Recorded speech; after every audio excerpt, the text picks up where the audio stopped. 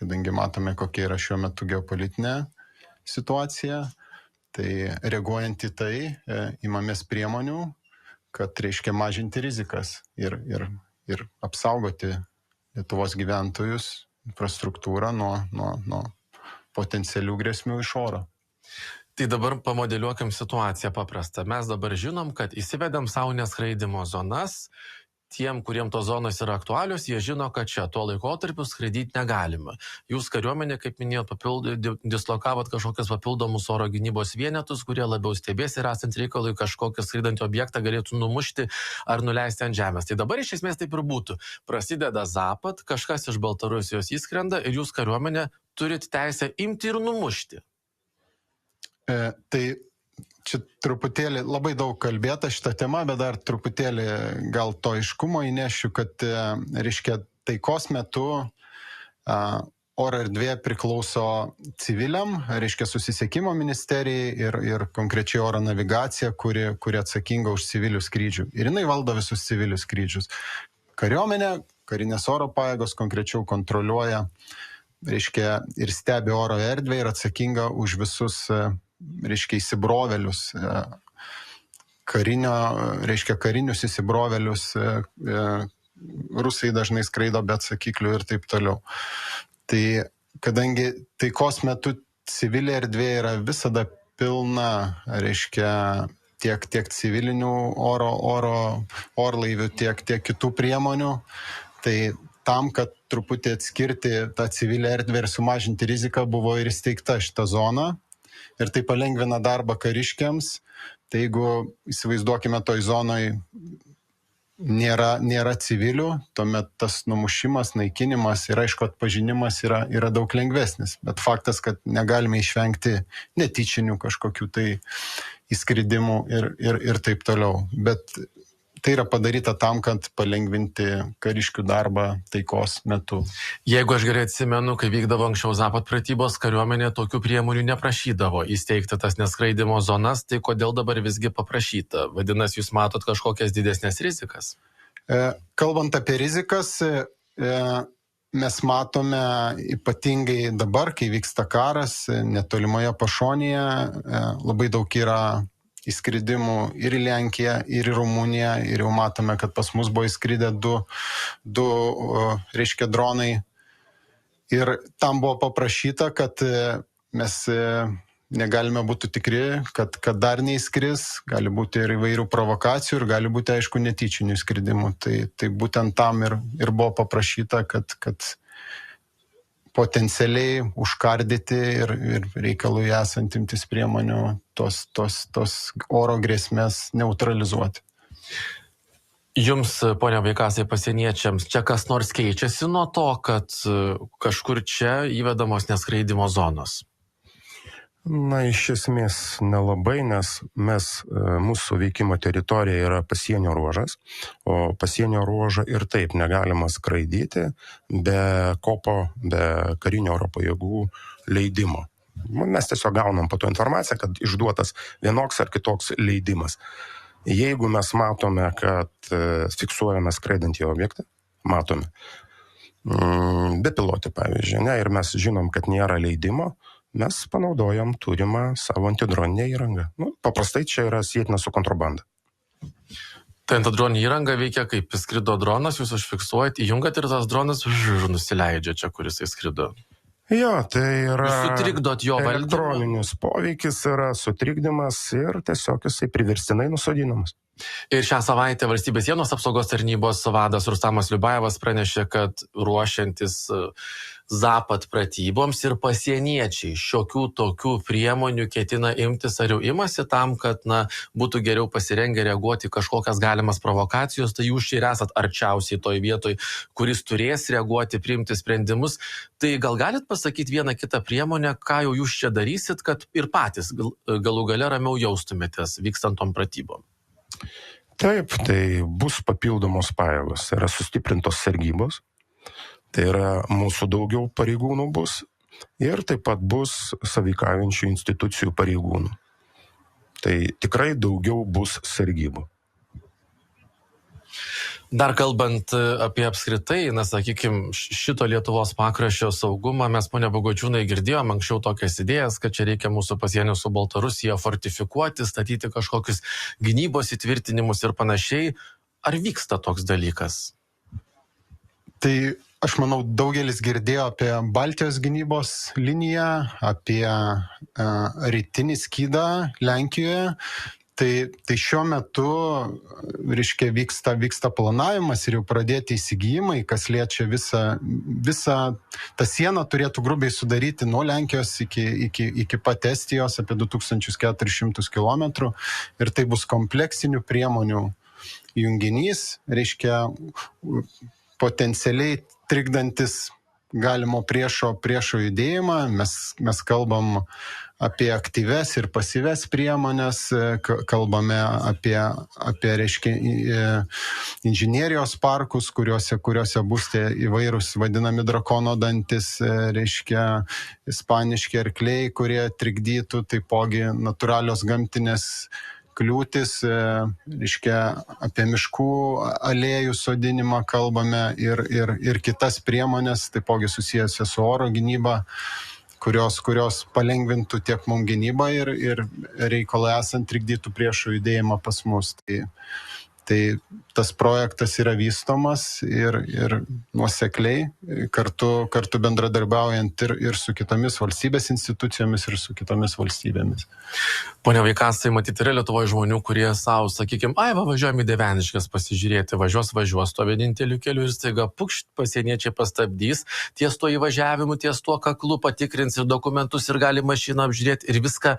Kodėl jūs tą darot? Juk jau turim pasistatę fizinį barjerą, jau mes žinom, kad grybautoja kokia netyčia čia neįeis, jūs visą sieną stebit kamerom, tai kam dar tos papildomos patikros reikia? Na, iš tikrųjų galiu pasakyti, ten nėra posto. Toks laikinas, toks retkarčiais yra. Tai yra taškas, siauriausias taškas, kur, kai sakoma, kilpa jau eina link Lietuvos, jeigu taip galima pasakyti, ne? Ir tai yra racionalu būtent tenai. Bet tai, ką mes tenai darom, tai teisinė bazė, tai yra pasienio ruožas ir mes galim bet kuriam pasienio ruožo taške vykdyti tokią pačią veiką. O ten tiesiog yra racionalu. Tai tik dėl to. Ir dar pakalbėkim apie jūsų ir kariuomenės ir pasieniečių bendravimą su vietos gyventojais. Čia matyt daugiausia to kontakto turi pasieniečiai. Tikrai, kai atvažiuoja į Dieveniškių Kilpą šitą teritoriją, neįmanoma nepastebėti, pasieniečiai zuja iš vienos vietos į kitą, gali juos sutikti miške, pamiškiai, kažkur tai už sodybos, iš kampo ir panašiai. Pone Vaikasai, kiek vietos gyventojai jūs supranta, jums padeda, su jumis bendrauja, bendradarbiauja ir vertina apskritai? Tai naudodamas progą, tai dar kartą labai ačiū visiems pasienio gyventojams už mūsų bendradarbiavimą, už pranešimus visus. O kas parodė ypač su neteisėta migracija, kada buvo aktyviai bendradarbiaujam. Aišku, mes valstybės sienos apsaugos tarnyba aplamai didelį įdirbį yra padariusi su prevencija, bendravimu su pasienio ruožo gyventojais. Ir yra, kai sakoma, ne popierinis, bet tikrai bendradarbiavimas ir sulaukiam daug pranešimų tiek, kada buvo neteisėtos migracijos atvejai, tiek ir apie kontrabandos atvejus. Pane Bagočiūnai, o kalbant apie kariuomenės santykius su vietos gyventojais, vis tiek ypatinga teritorija, ar čia gyvenantys žmonės, to sakykime, savotiškai rizikingoj teritorijoje turi ką nors žinoti, nežinau, reikia jums kartais jų pagalbos, kad jie praneštų, ką nors pastebėję, jūs čia su jais bendraujat, jiem vedat kažkokius prevencinius pokalbius, kad ir jie jaustųsi saugiau, ir jums galbūt būtų aiškiau, ar toks dalykas yra? Tai kalbant apskritai, Lietuvos kariuomenė yra atvira organizacija ir jos tikslas kuo geresnis ryšys su visuomenė, nes mes, kaip ir kitos tarnybos, esame ta pati visuomenės dalis. Jeigu kalbant apie šitą teritoriją, mes visada veikiame kartu su valstybės sienos apsaugos tarnyba, nes jie yra šios teritorijos šeimininkai ir kartu sąveikaudami bendrais veiksmais, reiškia, Vyksta tas kontaktas su gyventojais ir jie informuojami. Gyventojai yra informuojami ir aišku, kaip ir kolega minėjo, kad gyventojų parama kariuomenė yra labai labai svarbi, nes tai tiesiog mums sutaupo laiko ir mes galime reaguoti greičiau į tam tikrus incidentus. Ačiū Judviems, Lietuvos kariuomenės strateginės komunikacijos direktorius, pulkininkas Liutauras Bagočiūnas bei Valstybės sienos apsaugos tarnybos Gintaro Žagunio užkardos vadas Žydrūnas Vaikasas. Čia LRT radijas, ryto garsai tiesiogiai iš Dieveniškių Kilpos ir kaip girdėjote, mes kalbėjome apie ypatingo šios teritorijos saugumo visokias aktualijas. 8:24, netrukus sporto naujienos. Taip, LRT radio ryto garsai grįžta į Dieveniškės, vadinamąją Dieveniškių Kilpą, iš kur mes šiandien transliuojam, tai yra paskutinė mūsų transliacija lankančią vasarą pasienio miestus ir miestelius. Ir dabar pakalbėsim su Dieveniškio seniūne Česlava Marcinkevič. Labas rytas. Labas rytas. Aptarsim daug visų problemų, bet pirmiausia pradėkim taip šiek tiek iš tolėliau. Vieni, kurie čia gyvena, kurie atvažiuoja, sako, Dieveniškių čia visa šita Kilpa Lietuvos paribys. Kiti sako, Vilniaus priemiestis.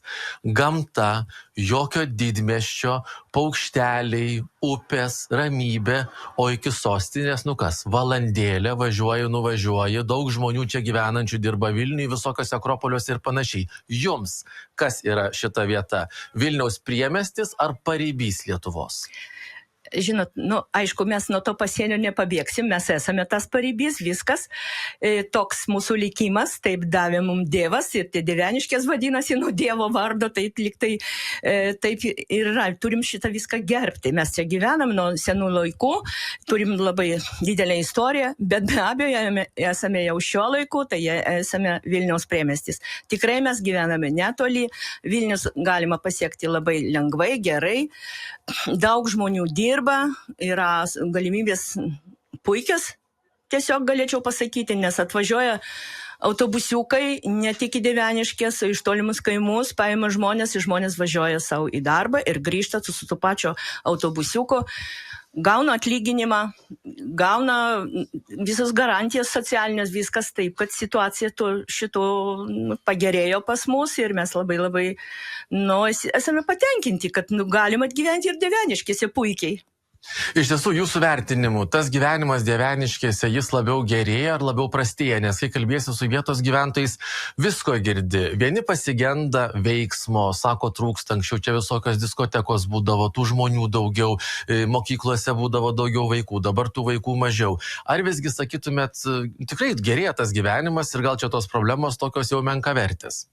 Žinot, tikrai gyvenimas gerėja. Jūs buvote pas mus prieš 7 metų, viskas aš šiandien galiu pasidžiaugti, nors aš viską užrašai, visi palikti mano ant stalo tie skaičiai, bet kiek aš prisimenu, kiek šitą tai dabar socialinę pašalpą gauna apie 60 žmonių arba 40, o turėjom apie 200 kažkada tai.